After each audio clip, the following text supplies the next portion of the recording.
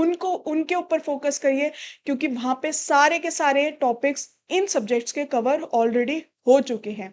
ये series black belt question से deal करती है जो हमारी चल रही है अभी। यहाँ पे 15 to 20 ऐसे क्वेश्चंस हैं जो आपके एक सब्जेक्ट के हर टॉपिक को एनालाइज करते हैं, एक एक कंसेप्ट को एनालाइज करते हैं। और ये क्वेश्चंस अगर आपने ईमानदारी से, by your all honesty, you clear these questions, you answer all of these questions before knowing their answers, तो आप ये मान के चलिए कि इस बारी यूजीसी नेट और जेआरएफ पक्का है, क्लियर है, बाय ऑल ड्यू मीन्स यहां पे ये स्टैम्प्ड गारंटी है। चलिए आज पब्लिक इंटरनेशनल लॉ की क्लास को शुरू करते हैं। सबसे पहला क्वेश्चन देखो, मैच द फॉलोइंग जो क्वेश्चंस हैं वो पब्लिक इंटरनेशनल लॉ के फेवरेट क्वेश्चंस हैं। हमारे एनटीए का फेवरेट काम है कि इंटरनेशनल लॉ में तो मैच द फॉलोइंग क्वेश्चंस दे दो। अब यहाँ पे हल्की सी ट्रिक भी अप्लाई हो रही है। अगर 5 क्वेश्चंस होंगे, ये इसके अंदर 5 या 6 क्वेश्चंस होंगे इसके अंदर मैच द फॉलोइंग के, और वो 5 और 6 क्वेश्चंस जो हैं वो आपके पीवाईक्यू बेस्ड क्वेश्चंस ही हैं, क्योंकि मैच द फॉलोइंग के अंदर आपसे केस का ईयर पूछा जाएगा, आपसे ट्रीटीज का ईयर पूछा जाएगा, आपसे किसी प्रोविजन कौन से एक्ट के अंदर लाई करता है या कौन सी ट्रीटी से कोई प्रिंसिपल लिया गया है, ये चीज पूछी जाएगी। इनके अलावा पब्लिक इंटरनेशनल लॉ में मैच द फॉलोइंग में कुछ नहीं पूछा जा रहा है। चलिए फर्स्ट क्वेश्चन की तरफ चलते हैं। सबसे पहला क्वेश्चन हमारा है ये, Geneva convention, Vienna convention, UNCLOS, Rome statute कौन कौन से ईयर के अंदर आया था? फटाफट से स्क्रीन पॉज करके आंसर करें, क्योंकि करेक्ट आंसर इन सबका यही है जो इनके सामने दिया हुआ है, यही है इनके करेक्ट आंसर्स, सारे के सारे ये करेक्ट हैं। नेक्स्ट क्वेश्चन के ऊपर चलते हैं। ओके, थोड़ा सा मिक्सअप हो गया है, कोई बात नहीं, वील डील विद इट। यहाँ पे केसेस को मैच करना है आपको। निकारागुआ केस के अंदर क्या चीज बताई गई थी, नोटेबॉम केस के अंदर क्या बताया गया था, नॉर्थ सी कॉन्टिनेंटल केस में क्या बताया था, और गैप्सी कोवो का केस जो है उसके अंदर क्या बताया था। आई थिंक आप लोगों ने इस केस के बारे में ज्यादा नहीं पढ़ा होगा। One of the important case है ये इंटरनेशनल लॉ का। आंसर करिए इसका स्क्रीन पॉज करके, तब तक मैं आपको इनका आंसर बताती हूँ। जो जो इनके सामने लिखा हुआ है वही इनका आंसर है। निकारागुआ के केस के अंदर कस्टमरी प्रोहिबिशन ऑफ फोर्स की बात करी थी, नोटेबॉम के अंदर इफेक्टिव नेशनैलिटी की बात करी गई थी, नॉर्थ सी कॉन्टिनेंटल के अंदर ओपिनियो ज्यूरिस की बात करी थी, और कैप्सिकोवो के केस के अंदर नेसेसिटी एंड एनवायरमेंट की बात करी गई थी। इसके बाद हम लोग बात करते हैं ट्रीटीज और उनके आर्टिकल्स की। सबसे पहले आर्टिकल 26 कौन सी ट्रीटी का है? आर्टिकल 62, आर्टिकल 53, आर्टिकल 31 कौन कौन सी ट्रीटी किस किस आर्टिकल से रिलेट करती है? जल्दी जल्दी ये चीज बताएं। आर्टिकल 26 पैक्टा सन सर्वेंडा से बात करता है, 62 फंडामेंटल चेंजेस से बात करता है, आर्टिकल 53 जो है वो जस्ट कॉग्निस का आर्टिकल है, आर्टिकल 31 ट्रीटी इंटरप्रिटेशन का आर्टिकल है। अब देखिए सबके आंसर जो है वो सामने सामने दिए हुए हैं, बट अगर आप बहुत एक्सट्रीम दिमाग लगाने लगे पेपर के अंदर, क्योंकि बहुत बारी पेपर के अंदर ऐसा होता है कि continuously answer B B B B B आता है, ए आता है, वहां पे कंफ्यूज नहीं होना है। चलिए नेक्स्ट, आईसीजे, आईसीसी, डब्ल्यूटीओ, आईटीएलओएस कौन कौन से केस के कौन कौन सी जो बॉडी है आपकी इंस्टीट्यूशंस, उनके कहाँ कहाँ पे कौन कौन सी जुरिस्डिक्शन है, जल्दी बताइए। अब देखो अगर आपके पास, देखो यहाँ पे मैंने आपको ऑप्शंस क्यों नहीं दिए, क्योंकि जनरली ये लर्निंग है, यहाँ पे आप लोग लर्न कर रहे हैं। आईसीजे डील करेगा स्टेट वर्सेस स्टेट से, ठीक है, आईसीसी आपका डील करेगा इंडिविजुअल क्रिमिनल रिस्पॉन्सिबिलिटी से, डब्ल्यूटीओ आपके ट्रेड डिस्प्यूट से डील करता है, और आईटीएलओएस जो है वो लॉ ऑफ सी के जो डिस्प्यूट्स हैं उनसे डील करता है। आज नेक्स्ट आ जाते हैं हम लोग इंटरटेम्पोरल लॉज जो है, यहाँ पे प्रिंसिपल्स और उनका जो लॉ है, फील्ड जो है लॉ का वो मैच करना है, proportionality, universal jurisdiction, precautionary principle. कौन सा लॉ किस फील्ड से डील करता है ये बताओ। इंटरटेम्पोरल लॉ जो है वो डील करता है हमारा स्टेट ऑफ सक्सेशन और एक्विजिशन से ही, प्रोपोर्शनैलिटी हमारा यूज ऑफ फोर्स और आईएचएल से डील करता है, universal jurisdiction international criminal law से डील करता है, और प्रिकॉशनरी प्रिंसिपल एनवायरमेंटल लॉ से डील करता है। ये हमारे मैच द फॉलोइंग थे। मैच द फॉलोइंग से ज्यादा ये आपके लिए रिवीजन क्वेश्चंस थे। मैं अब आपके पास जो क्वेश्चंस आने वाले हैं वो क्वेश्चंस हैं हमारे ब्लैक बेल्ट क्वेश्चंस। मतलब इन क्वेश्चंस को आप सॉल्व करें, आने वाले 10 क्वेश्चंस, मानिए मेरी बात को, इन क्वेश्चंस को पढ़ने के बाद आपको ये चीज समझ आ जाएगी कि आपको एक एक कंसेप्ट की क्लैरिटी होनी चाहिए अगर इन क्वेश्चंस को सॉल्व करना है। और सिर्फ ज्योतिष ज्ञान ही एक ऐसा प्लेटफॉर्म है जो आपको इतनी इन डेप्थ क्लैरिटी को प्रोवाइड करता है। चलिए स्टार्ट करते हैं। State A unilaterally withdraws from a bilateral treaty citing a fundamental change in circumstances. The treaty concerns resource sharing in a border river. Which principle governs the validity of such withdrawal?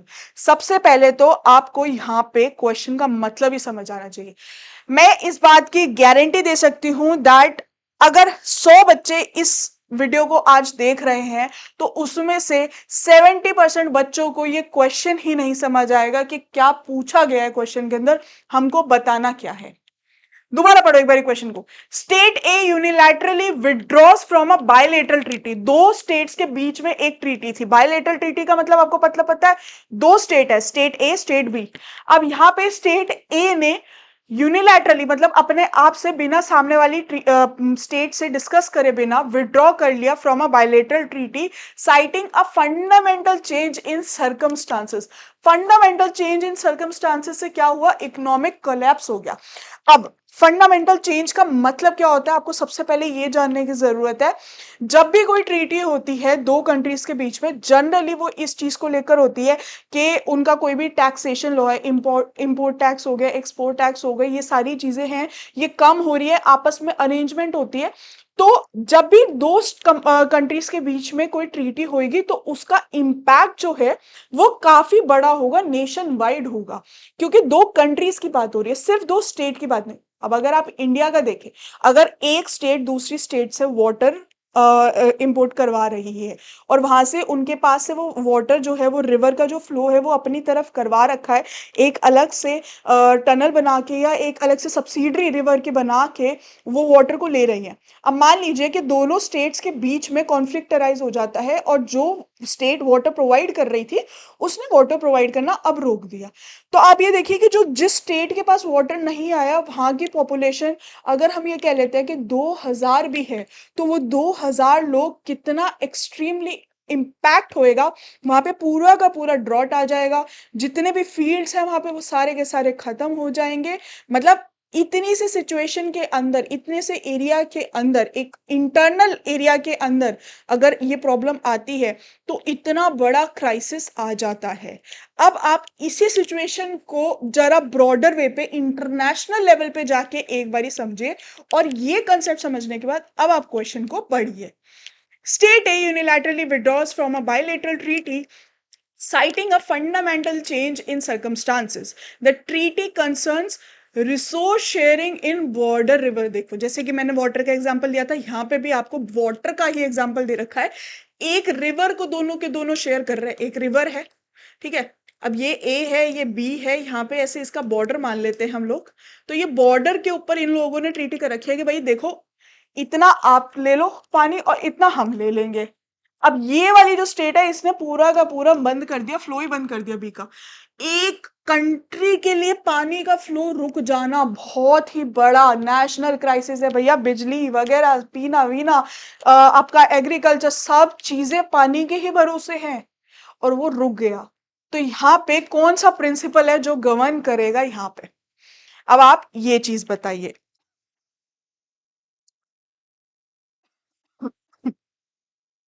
Pacta sunt servanda, article 62 of Vienna convention, रिविस सिक स्टैंटिबस और article 53 on just कॉग्नेंस। बहुत ही in depth आपको knowledge होनी चाहिए इस question का आंसर करने की।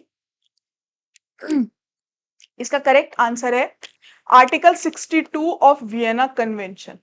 अब जरा मुझे कमेंट सेक्शन के अंदर ये बताइएगा कि जब एक फंडामेंटल चेंज आता है किसी भी बायलेटरल ट्रीटी के अंदर, तो सामने वाली पार्टी के पास राइट होता है कि वो ट्रीटी को रद्द कर दे। इस पर्टिकुलर चीज के लिए लीगल मैक्सिम क्या है, मुझे ये कमेंट सेक्शन में लिखकर जरूर बताइएगा। Next question. India signs a treaty on AI military weapons but refuses to implement it through national law. What is the implication in dualist theory? अब यहाँ पे आपको dualist theory का भी मतलब पता होना चाहिए।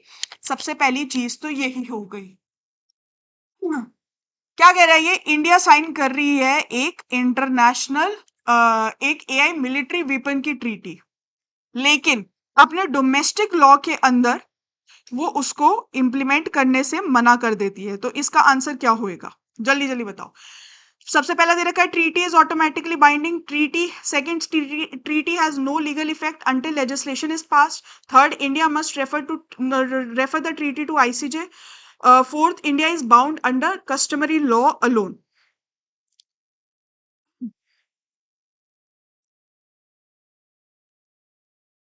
क्या ऑप्शन होगा? और उससे पहले जरा मुझे ये बताइए कि डुअलिस्ट थ्योरी का मतलब क्या है। सबसे पहले आपको ये पता होना चाहिए कि डुअलिस्ट थ्योरी का मतलब क्या है।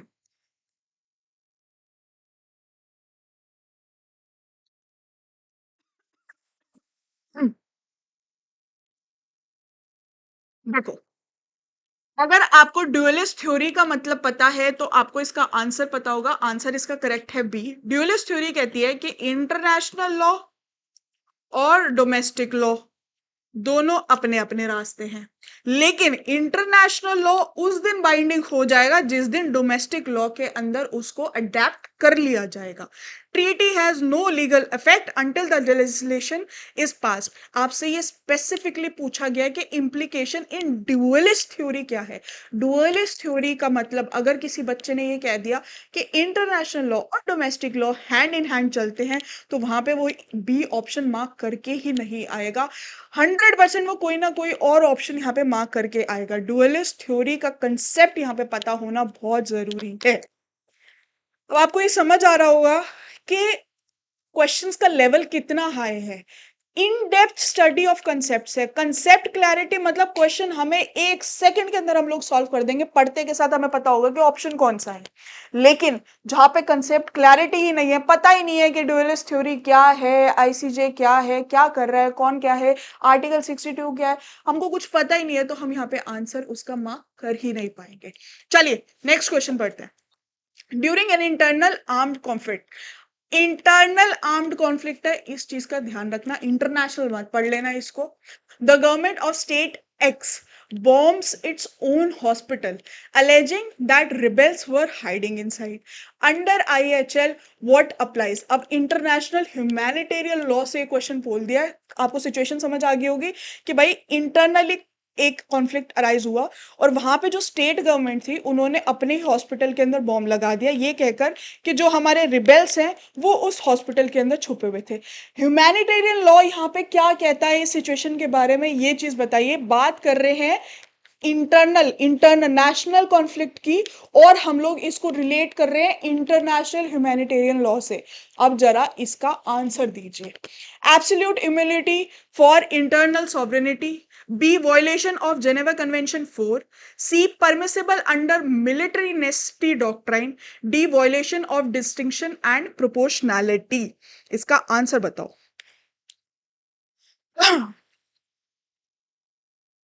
देखो, अगर यहाँ पे आपको कंसेप्ट क्लैरिटी है तो आपको ये पता होगा कि इसका आंसर है violation of distinction and proportionality. क्योंकि जब नॉन इंटरनेशनल आर्म कॉन्फ्लिक्ट होता है, नॉन इंटरनेशनल आर्म कॉन्फ्लिक्ट को हम लोग NIAC कहते हैं इंटरनेशनल लॉ के अंदर, तो नॉन इंटरनेशनल आर्म्ड कॉन्फ्लिक्ट के केस के अंदर भी जो प्रिंसिपल ऑफ डिस्टिंक्शन और प्रोपोर्शनैलिटी होता है वो अप्लाई होता है। यानी कि डिस्टिंक्शन और प्रोपोर्शनैलिटी का यहाँ पे वॉयलेशन हुआ है। अगर ये इंटरनेशनल कॉन्फ्लिक्ट नहीं भी है तो भी ये दोनों प्रिंसिपल्स अप्लाई होंगे ही होंगे। Next, a treaty signed by 12 states include an inter se modification clause. Two of the states agree to change a substantive clause between themselves. Which provision governs this? अब ये सबसे पहले तो आप मेरे को कमेंट सेक्शन में ये चीज बताओ कि VCLT का मतलब क्या है। उसके बाद इसके आर्टिकल्स के बारे में आप बताओ। अगर आपको यहाँ पे आर्टिकल्स पता है तो आप डायरेक्टली बोल दोगे कि इसका आंसर है आर्टिकल 41। आंसर अगर आपने कमेंट सेक्शन में बताया है Vienna convention on law of treaty, तो ये आंसर बिल्कुल ठीक है, वरना इसके अलावा कोई भी आंसर गलत है। आर्टिकल 41 डील करता है इस चीज से। Next, country Y ratifies the Rome statute under country Y ratifies the Rome Statute but later claims that the ICC has no jurisdiction over crimes committed on its territory। इसकी validity क्या है, अब ये चीज बताओ। देखो सारे के सारे क्वेश्चंस जितने भी हैं सब के सब एक्सट्रीमली कंसेप्ट बेस्ड है। अब देखो, अब तक आपने इंटरनेशनल लॉ में ये पढ़ा होगा कि रोम स्टेट्यूट जो है उसका ईयर क्या है, वो क्यों आया था, क्या रीजन था उसका, सिर्फ इतनी बात पढ़ी होगी। लेकिन रोम स्टैट्यूट अगर आपने उसकी जरा सा भी उसका अपना क्या कहते हैं जो हमारा प्रियम्बल है उसको पढ़ा है अगर आपने, तो भी आप इसका आंसर बहुत आराम से कर दोगे। A country can unilaterally withdraw jurisdiction. B, once ratified, ICC has jurisdiction unless trade withdraws under Article 127. C, ICC cannot prosecute without Security Council mandate. D, only ICJ can decide such matter. इसका answer सीधा सीधा अगर आपने इसका preamble पढ़ा है तो आपको पता होगा B, once ratified ICC has jurisdiction unless state withdraws under article 127। बहुत ही इंपॉर्टेंट आर्टिकल है ये। चलिए next, state G annexes part of its neighbours territory citing historical rights and domestic legislation under international law this act is, बहुत easy सा question है, जल्दी से इसका आंसर बताइए। Is valid if territory was once part of state Z, violates Article 24 of UN Charter, is justified if backed by a referendum, and becomes valid if recognized by 2 other states। इसका answer आपको सीधा सीधा पता होगा अगर आपने ढंग से पढ़ा है तो।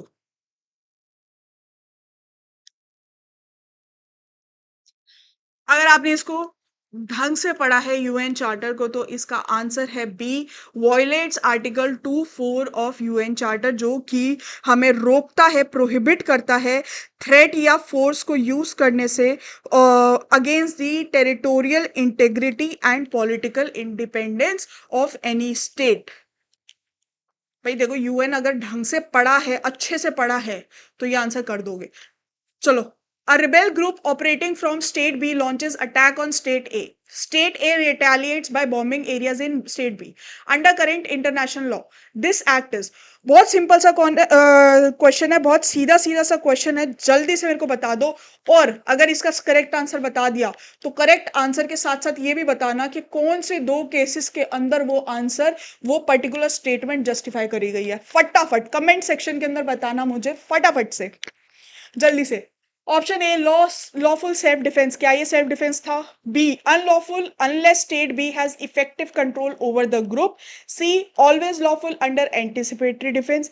D, justified under humanitarian law. भाई देखो अगर यहाँ पे आप लोग एलिमिनेशन मेथड भी यूज करते हो तो आप सीधा सीधा बता दोगे कि इसका आंसर है बी। लेकिन 2 केसेस हैं, एक मैं बता देती हूँ, निकारागुआ का केस है जिसके अंदर ये प्रिंसिपल था, एक केस और आप मुझे कमेंट सेक्शन में लिखकर बताएंगे और यहाँ पे हमारा इंटरनेशनल लॉ खत्म हो जाता है। आई होप आपको क्वेश्चंस बहुत अच्छे लगे होंगे।